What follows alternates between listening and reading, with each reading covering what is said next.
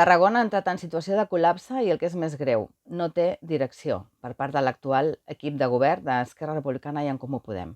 Així ho he explicat aquesta mateixa setmana en un article que he escrit al Diari de Tarragona en el que manifesto la meva preocupació arran de la sentència del Tribunal Suprem que anul·la el Pla General d'Ordenació Urbana, que és el document més important que tenim els ajuntaments per al desenvolupament econòmic i de creixement de la ciutat, perquè ens entenguem, d'aquí en depenen llicències, en depèn activitat econòmica,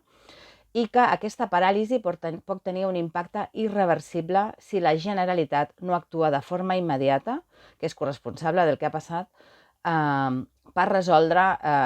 fins que tinguem un nou pla general, doncs, totes les casuístiques que puguem tenir i que no quedi paralitzat l'activitat, insisteixo, econòmica de la ciutat. Ens preocupa que l'alcalde d'Esquerra Republicana, l'alcalde Ricomà, en lloc de parlar de com resoldrem el problema, estigui ja parlant de futur i de com poden imposar un model de ciutat que no és majoritari, perquè caldrà parlar de model de ciutat, però també caldrà buscar un model d'amplis consensos, per això ara no toca, i també ens preocupa que està generant falses expectatives perquè ha dit que això estarà resolt en 3 anys, quan és tothom que coneix una mica l'Ajuntament de Tarragona sap que això serà materialment impossible que ho puguem tenir en 3 anys.